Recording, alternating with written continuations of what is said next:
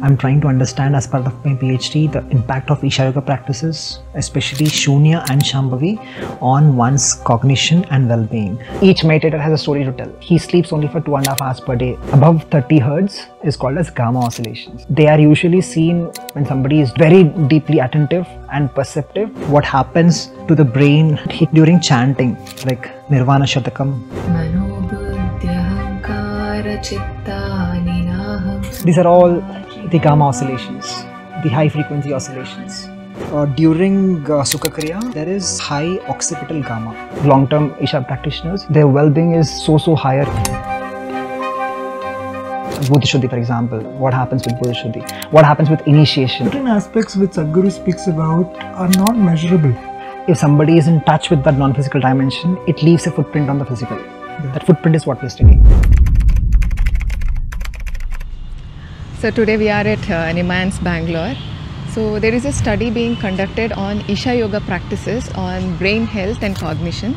So Ankit and I am invited to be a part of it. So we'll be doing some practices and they're going to see how yoga has impacted our brain health. And this study is also being collaborated with Sadhguru Centre for Conscious Planet at Harvard University. So let's go to the Neurobiology Center at NIMHANS, Bangalore. Come follow us.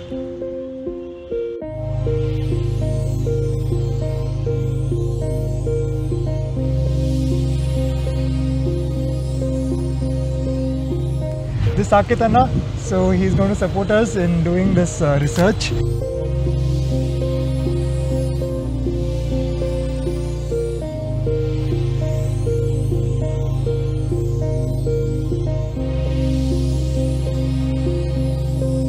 Right now, there are 25 people with us working on various aspects of yoga and meditation. So we are not just working on Isha Yoga, we are working on different traditions of yoga.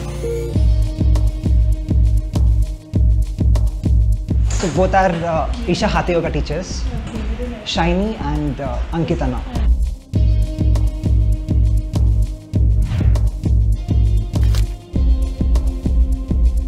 As I was telling, this is the only lab which is working on different traditions, because if you look at the West, the primary focus of their institutions is mindfulness meditation. It's like they have explored Buddhist traditions a lot, but not focused on the yogic traditions at all. And Buddhist traditions and yogic traditions differ in some very critical ways. They don't have kriyas, for example. They don't have much of Hatha Yoga. And I think these two make a lot of difference when it comes to kind of impact these have on one's body and brain.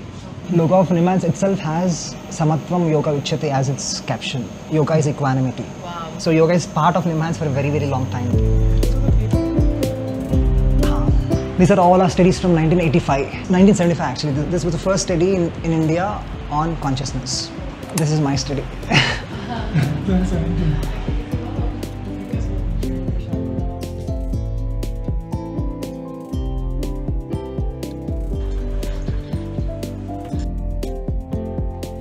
So this is where we do sleep studies. Okay.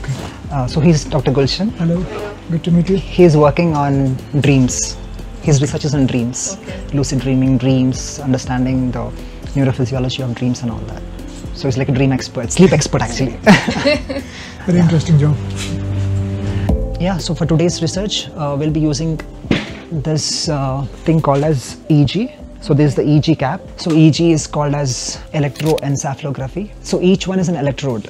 What you see is an electrode, and this electrode picks up the electrical activity from the brain. So our brain is an electrochemical device. So if you know, there are 86 billion neurons in the human brain. And when it comes to the number of neurons, it's not the human brain which is the highest, but the African elephant. African elephant has 250 billion neurons. So there are different oscillations starting from delta, theta, alpha, beta and gamma oscillations. So delta oscillations means that which have 0.5 to 4 cycles, and then there is theta oscillations which is from 4 to 8 Hz. That is 4 to 8 cycles per second. And these theta oscillations are seen during various other aspects like memory and and then there is alpha oscillations which range from 8 to 12 Hz. These alpha oscillations are produced by anybody who even not having any meditation experience. Somebody just closes their eyes, there is alpha. And then above 30 Hz is called as gamma oscillations. So these are the high burst It's like this, basically, this burst of oscillations. And these oscillations are something which are very fascinating because these are generally not seen in people who don't have any yoga or meditation practice. They are usually seen when somebody is doing something complex, extremely complex. Mathematician doing something really complex. What I've been observing in my study so far is that this gamma is produced along with delta oscillations and theta oscillations. That means although the person is very deeply attentive and perceptive, he's also deeply relaxed. Because I have done so many recordings so far, and it's like each meditator has a story to tell. And it's quite an incredible stories which they share with us. For example, one of the meditators from Bangalore, it's quite remarkable what has happened to him after his practices. So it has gone up to such an extent that he sleeps only for 2.5 hours per day right now, and he says that he can go up to 4 days without sleep and still be all right without somebody noticing that okay, you're not sleeping. And even for the 2.5 hours he tries how to sleep. If given a choice, he would sleep for even less. Certain aspects which Sadhguru speaks about are not measurable in an electronic device. Definitely. There are metaphysical dimensions. Definitely. That would be very difficult to put on a logical state. Definitely. And I think what we're talking about in meditation is a little beyond that. Definitely. It's because what these devices like EEG can measure are only physical. They can't measure something which is non-physical. So, but if somebody is in touch with that non-physical dimension, it leaves a footprint on the physical. That footprint is what we are studying.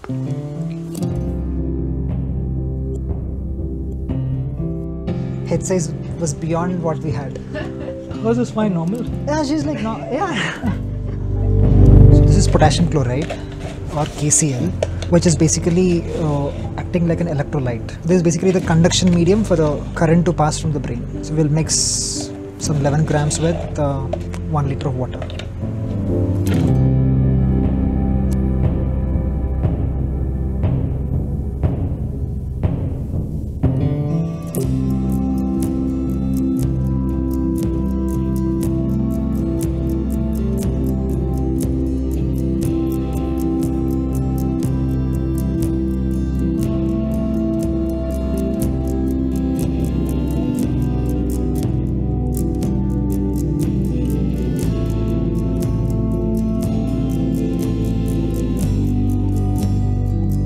This we are connecting to the amplifier. This is the amplifier which will amplify the signal of the EEG, of the brain oscillations.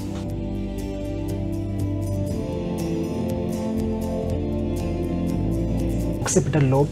This is the one which processes vision. Everything related to vision happens here. And this is called as the frontal lobe. This is the one which is responsible for reasoning, logical thinking, judgment, decision making, etc. This part of the brain is called as temporal lobe. This is the region responsible for audition as well as spatial navigation, etc. This part of the region is responsible. It's called as parietal lobe. So each lobe has its different functions.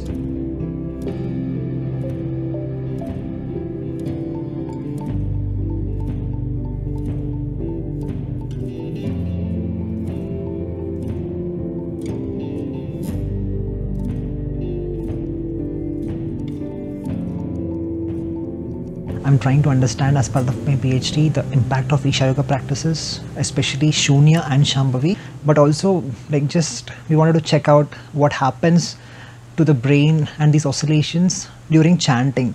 There's so many powerful chants in Sanskrit like Nirvana Shatakam by Adi Shankara.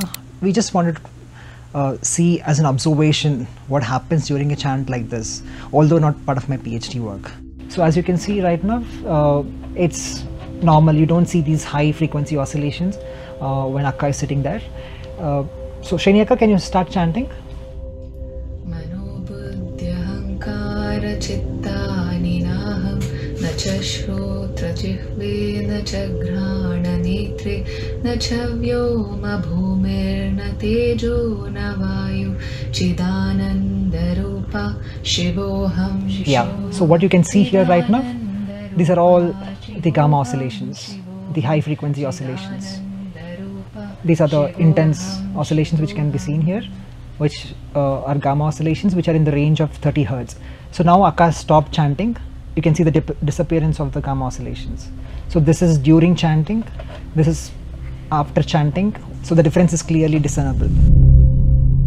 So we have done some group analysis already. So based on that, what we find is during Sukha Kriya, there is high occipital gamma. Occipital means this is occipital region. There we observed higher gamma oscillations, and then frontal, this is the frontal region. Frontal region we observe theta oscillations. So it indicates basically that high state of relaxation, deep state of relaxation, at the same time attention, both are happening at the same time. That's what we observe. And even for Shambhavi we observed breath watching, we observed high occipital gamma oscillations. And yeah, it's different for each person. So this one, for example, this one portion, in this particular moment there was a very low activity. So it keeps transitioning actually, low activity, high activity, but predominantly this portion will be like mostly active, and this portions. This is the differences you can see clearly. This is a group level. This is for the advanced practitioners, this is beginners, this is controls. You can see the differences. So the front part and the back portion. See the controls. There's nothing actually. Controls means? Those who don't have any pranayama or meditation history at all. They just like, you can see the differences. So clear differences. And these are the brain regions in which the activity is more significant. This is the theta oscillations. So there are two major objectives why we are doing this research. One is, as you might be knowing, right now modern medicine is working discreetly. The integration of yoga and meditation has not happened with modern medicine yet. So right now, for example, I have diabetes. I go to a doctor. No doctor would tell me, please do some hatha yoga, please do some kriyas, it will help you get better. And it's not their fault, they're not telling. It's just that it's not part of their curriculum. And it's not part of their curriculum because there is no evidence to show that yoga works at reversing diabetes. Like concrete evidence is not there yet. And once the evidence is there, it will become part of the curriculum. And once it's part of the curriculum, doctors will learn it and then they will give it to the patients. So I did a survey last year on the impact of Isha Yoga during the COVID-19 pandemic on one's well-being. In that study, we showed that those who practice regularly, long-term Isha practitioners, their well-being is so higher compared to those who've been practicing for a short time and those who don't practice any yoga at all. Since COVID-19 pandemic, the number of mental health issues, especially anxiety and depression, have increased by 2 to 3 times. Right now, according to estimates, there are 1 billion people on the planet suffering from clinical anxiety and depression. 1 billion, that is almost 1 in every 7 people on the planet. And the number of suicidal cases also have increased manifold, especially in the US. So because of this, it's very, very important that the science of yoga is brought to the world in a way which is understandable to the common person and logically verifiable. And other thing is, we also would be exploring not just the yoga practices, but also various aspects in yoga which are scientifically, don't seem scientific. Buddha Shuddhi, for example, what happens with Buddha Shuddhi? What happens with initiation? Sadhguru says that if a person is initiated, especially the brahmacharis or mass brahmacharis, what happens is even their physical appearance changes. That's not possible scientifically. So that's what we also will be looking at in the future. So today's experience was really very enlightening, I can say, because there were so many things about the brain I didn't know. I was doing meditation and practices, but I was happy with my experience. On a technical level, what it does to the brain, just to see that, the results of it was amazing. And brain is very sophisticated and complex. I mean, like the way Saketh was mentioning, the concept of perception is still a little beyond science. And as you delve into it, you can just go into it as much as possible. Thank you, Saketh, for everything that you're doing. This is quite a task because you may not be aware that for doing this research, it takes at least 3 to 4 hours per participant. If you would like to say something. What I need right now is people like Shoonya and Ankit who are committed practitioners. What we are looking at right now can have a lot of impact, because once we establish the science kind of thing behind these practices, it can go a long way in making a layman come to yoga. It can inspire a layperson to take up yoga and just lead a life of well-being. Thank you so much. Thank you, Anna. Thank you for doing what you're doing. Namaskaram. Thanks for watching. If you like this video, please give us a thumbs up and share, and do subscribe to our channel and follow us on Instagram.